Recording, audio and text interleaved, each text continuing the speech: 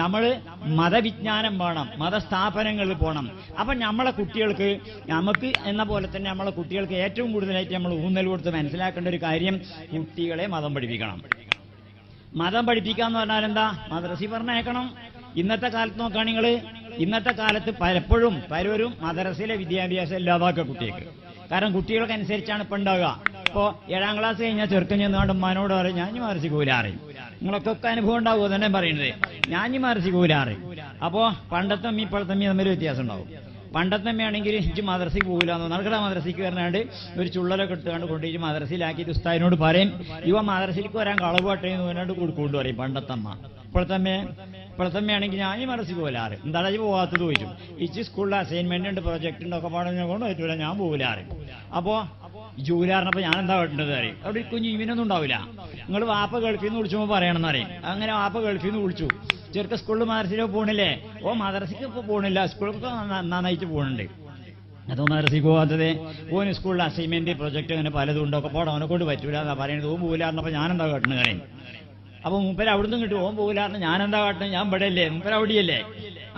മദ്രസ മുടങ്ങിയിട്ട് പിന്നെ ചെറുക്കൻ നന്നായിട്ട് പഠിച്ചിട്ട് അവസാനം SLCന്റെ റിസൾട്ട് വന്നപ്പോൾ എല്ലാ വിഷയത്തിലും A+ വേണം. ഇതൊക്കെ വേണ്ടാത്തതല്ല, എല്ലാ വിഷയത്തിലും A+ കിട്ടിയതോടുകൂടി റോഡിനൊക്കെ ഫ്ലക്സ് പൊന്തി, ഓന്റെ ചിത്രമുള്ള ഫ്ലക്സൊക്കെ പൊന്തി, നാട്ടുകാരൊക്കെ പാടവന്റെ കൂടെ ഇതേപോലെ തന്നെ നമ്മൾ കുടുംബയോഗമൊക്കെ വിളിച്ചുകൊണ്ട് അവരെ പിന്നെ ഉപഹാരം കൊടുത്ത് ഒക്കെ പ്രോത്സാഹിപ്പിച്ച് ഒക്കെ വേണ്ടതാണ്. പ്രോത്സാഹിപ്പിച്ച് അതുപോലെ തന്നെ നാട്ടിലുള്ള ക്ലബ്ബുകളൊക്കെ ഓന്റെ പിന്നാലെ നടന്ന് ഓനെ അനുമോദിച്ച് ആശംസിച്ച് ഓനെ പ്രശംസിച്ച് അങ്ങനെ പോയി. എന്നിട്ട് പിന്നെ +1 +2 പഠിച്ചു. അതിന്റെ റിസൾട്ടും എല്ലാവരും A+ തന്നെ. പിന്നെ അതിനുശേഷം ഡിഗ്രിക്ക് പഠിക്കണം എന്ന് പറഞ്ഞു. ഡിഗ്രിന്റെ റിസൾട്ട് വന്നപ്പോൾ തന്നെ എല്ലാ വിഷയത്തിലും A ഗ്രേഡ് തന്നെ. നല്ല ചെറുക്കനാണ്, സമർത്ഥനാണ്. അത് കഴിഞ്ഞിട്ട് പിന്നെ വാപ്പ ഗൾഫിൽ നിന്ന് വിളിച്ച് ചോദിക്കുകയാണ് വാപ്പാന്റെ ഡിഗ്രി എന്താ പഠിക്കേണ്ടത്? ഡിഗ്രിയും കഴിഞ്ഞിരിക്കണല്ലോ, എനിക്ക് IAS വേണമെന്ന് പറഞ്ഞു. IAS പറഞ്ഞാൽ ഇന്ത്യ രാജ്യത്തെ 27 തരത്തിലുള്ള വലിയ ഉദ്യോഗസ്ഥന്മാരെ IAS കൂട്ടുന്ന നിയമിക്കാം. വലിയ ഉദ്യോഗം എന്ന് പറഞ്ഞാൽ ജില്ലാ കലക്ടറൊക്കെ മാതിരിയുള്ള വലിയ ഉദ്യോഗം. അങ്ങനെ IAS കാരനാകാൻ വേണ്ടിയിട്ടുള്ള കോച്ചിങ്ങിന് പോയി. അങ്ങനെ കോച്ചിങ്ങിന് പോയിട്ട് പഠിച്ച് സാറായിട്ട് പഠിച്ചു. വാപ്പ പൈസ ഒക്കെ കൊടുത്ത് അങ്ങനെ നന്നായിട്ട് പഠിച്ച് IASന്റെ റിസൾട്ടിൽ ഒന്നാമത്തെ ഘട്ടം പ്രിലിമിനറി പാസ്സായി. വീണ്ടും പഠിച്ച് രണ്ടാമത്തെ ഘട്ടം മെയിനും പാസ്സായി. മൂന്നാമത്തെ ഘട്ടം അങ്ങനെയൊന്നും പാസ്സാവില്ല. അത് ചോദ്യം ചോദിക്കുക, ഇന്റർവ്യൂ കാര്യം എന്ത് ചോദ്യം ചോദിക്കുക, അതിനൊക്കെ ഉത്തരം പറയാന്ന് വെച്ചാൽ അവിടെ തോൽക്കലേ. മറ്റേ 1ഉം 2ഉം ഒക്കെ ചിലപ്പോൾ കഴിച്ചിലാവും. പ്രിലിമിനറി കഴിച്ചിലാവും, മെയിനും കഴിച്ചിലാവും. അവസാനത്തത് പിന്നുണ്ടല്ലോ, അവസാനത്തെ ഇന്റർവ്യൂലാവും ഒക്കെ പോലെ. അപ്പൊ ഇവൻ നല്ല സമർത്ഥനാണ്. ഓന് നന്നായിട്ട് വായിച്ചിട്ടും പഠിച്ചിട്ടും അങ്ങനെ നെറ്റിന് മുമ്പിൽ ഇരുന്നിട്ടും രാത്രി ഉറക്കൊഴിച്ചിട്ടും ലൈബ്രറിയിൽ പോയിട്ടും പുസ്തകങ്ങൾ വാങ്ങിയിട്ടും അവസാനം കോച്ചിങ് ഒക്കെ കിട്ടി IASന്റെ മൂന്നാമത്തെ ഘട്ടമായിട്ടുള്ള ഇന്റർവ്യൂ പാസ്സായിട്ട് IAS പാസ്സായില്ലേ. ഇനിയിപ്പം പാലക്കാട് ജില്ലാ കലക്ടറായി ചേർക്കണേ. കാരണം ജില്ലാ കലക്ടർമാരൊക്കെ വരെ കൂട്ടുന്നുണ്ടാവുക.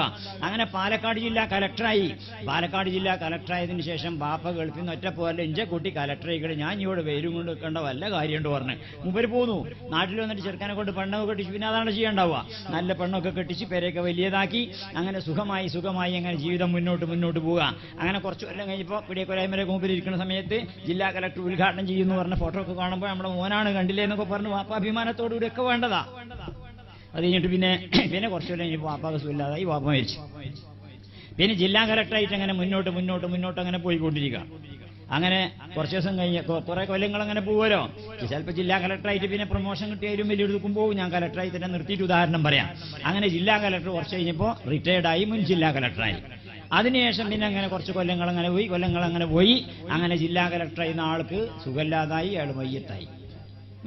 എല്ലാവരും മയ്യത്താവുമല്ലോ.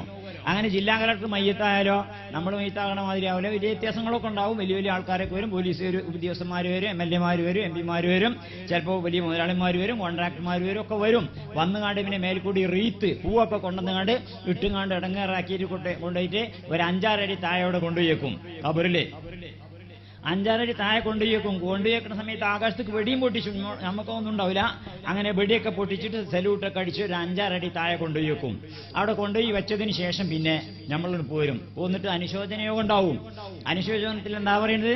അദ്ദേഹം ജില്ലാ കലക്ടർ ആയിരുന്ന കാലഘട്ടത്തിൽ നമ്മുടെ ജില്ലയുടെ മുഖച്ഛായ തന്നെ അദ്ദേഹം മാറ്റിയിട്ടുണ്ട്. നമ്മുടെ ജില്ലക്കുണ്ടായിട്ടുള്ള സകല പുരോഗതിയും അദ്ദേഹം ജില്ലാ കലക്ടർ എന്ന കാലഘട്ടത്തിലാണ്. നമ്മുടെ ജില്ലയിലെ ഓരോ മണൽത്തരികളിലും അദ്ദേഹത്തിന്റെ സ്മരണകൾ തുടിച്ചു നിൽക്കുന്നുണ്ട് എന്നാണ് പ്രസംഗം. അങ്ങനെ പൊടിക്കുകയാണ് ഇവിടെ അവിടെ ഇവിടെ പ്രസംഗം പൊടി ഓടിക്കണു, അവിടെ കൊണ്ടുപോയി വെച്ചിരിക്കണ ഒരു 5-6 അടി താഴെ കൊണ്ടുപോയി വെച്ചിട്ടില്ലേ? അവിടെ എന്താ മൂപ്പര സ്ഥിതി? IAS സർട്ടിഫിക്കറ്റ് അവിടെ കൊണ്ടുപോയി വെച്ചാൽ അതിൽ പിടിച്ചാണ് പോകുന്നല്ല ഇപ്പത്തെ കാര്യം. മാത്രമല്ല അവിടെ മലക്കുകളൊന്നും ഉണ്ടാവും, മലക്കുകൾ വന്നിട്ടുണ്ടാവും. മലക്കുകൾ വന്നിട്ട് വിളിച്ചെഴുന്നേൽപ്പിക്കാണ്. എഴുന്നേൽപ്പിച്ചുകൊണ്ട് ചോദ്യം ചോദിക്കാൻ തുടങ്ങുന്നുണ്ട്. മൻ റബ്ബുക, മൻ നബിയുക, മാ ദീനുക എന്നൊക്കെ ചോദ്യം ചോദിക്കാൻ തുടങ്ങി. അതോടുകൂടി ഓൻ കണ്ടും തുറപ്പിച്ചുകൊണ്ട് നിൽക്കണേ. ഓൻ 7ാം ക്ലാസ് നിർത്തിയതാണ്. അതിനേശം ആ കാര്യം ആലോചിച്ചിട്ടില്ല, വൈകോട്ട് പോയിട്ടില്ല. IAS കോച്ചിങ്ങിന്റെ ഇടയിൽ നിന്ന് മൻ റബ്ബുകെ അതൊന്നും പിന്നെ ഓന് വിഷയമല്ല. അങ്ങനെ മലക്കുകൾ വീണ്ടും ചോദ്യം ആവർത്തിക്കുന്നു. ഏത് ചോദ്യം ചോദിച്ചാലും ഉത്തരം പറയാനുള്ള വിവരവനുണ്ട്. IAS വസിക്കുന്നത്. നരേന്ദ്രമോദിയുടെ ജനനത്തീയതി എത്രയെന്ന് ചോദിച്ചാൽ മോഡിക്ക് അല്പം നോക്കേണ്ടി വരും, പിന്നെ നോക്കാതെ പറയും. അമേരിക്കൻ പ്രസിഡന്റ് ട്രംപ് എത്രാമത്തെ പ്രസിഡന്റാണ്, ട്രംപിനെ എണ്ണേണ്ടി വരും, പിന്നെ എണ്ണാതെ പറയും. സൗരയൂഥത്തിൽ എത്ര ഗ്രഹങ്ങളുണ്ടെന്ന് ചോദിച്ചാൽ അവൻ ആലോചിക്കാതെ പറയും. നയാഗര വെള്ളച്ചാട്ടം എവിടെയെന്ന് ചോദിച്ചാൽ അപ്പൊ പറയും. ഏത് ചോദ്യം ചോദിച്ചാലും ഉത്തരം പറയാനുള്ള വിവരം IAS വസിക്കണ ഇതിലും വലിയ വിവരസ്ഥന്മാരില്ലല്ലോ. പക്ഷെ ഇപ്പോഴത്തെ ചോദ്യം എന്താ? മൻ റബ്ബുക, മൻ നബിയുക, അള്ളാഹിനെ പറ്റിയ ചോദ്യം, നബിയെ പറ്റിയ ചോദ്യം, ദീനിനെ പറ്റിയ ചോദ്യം. ഈ ചോദ്യം ചോദിക്കുമ്പോൾ ഒരു പിടുത്തം കിട്ടില്ല. 7ാം ക്ലാസ് നിർത്തിയതാണ്, ആ കാര്യത്തെ പറ്റി ആലോചിച്ചിട്ടല്ല. അങ്ങനെ പിന്നെ നോക്കുമ്പോ ചോദ്യം അങ്ങനെ ആവർത്തിക്കുക. അതിലോൻ പറയാണ്, what kind of A question is this? I don't know Arabic.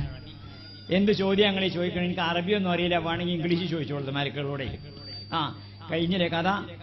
IAS ആവണ്ടെന്നല്ല പറഞ്ഞതേ. ഓ IAS ആയിരുന്നു ഭൂമിന്റെ മുകളില്, ഓൻ കലക്ടറായിരുന്നു ഭൂമിയുടെ മുകളിലെ, ഓന് അധികാരം ഉണ്ടായിരുന്നു ഭൂമിയുടെ മുകളിലെ, ഓന് പ്രതാപം ഉണ്ടായിരുന്നു ഭൂമിയുടെ മുകളിലെ, ഓന് പണം ഉണ്ടായിരുന്നു ഭൂമിയുടെ മുകളിലെ, പോലീസുകാരുണ്ടായിരുന്നു ഭൂമിയുടെ മുകളിലെ, പോലീസുകാരുടെ കയ്യിൽ ലാത്തിയും തോക്കൊക്കെ ഉണ്ടായിരുന്നു ഭൂമിയുടെ മുകളിലെ. ഇപ്പൊ അതൊന്നുമില്ല, ഇപ്പൊ ഒറ്റപ്പെട്ട് കബറിന്റെ ഉള്ളിലുള്ളത്. അവിടെ ചെല്ലുന്ന സമയത്ത് നമുക്ക് ഈ ലോകത്ത് നമ്മൾ പഠിച്ചതും നേടിയതുമായിട്ടുള്ള എന്താണ് പ്രയോജനപ്പെടുക എന്ന് ചിന്തിക്കണം.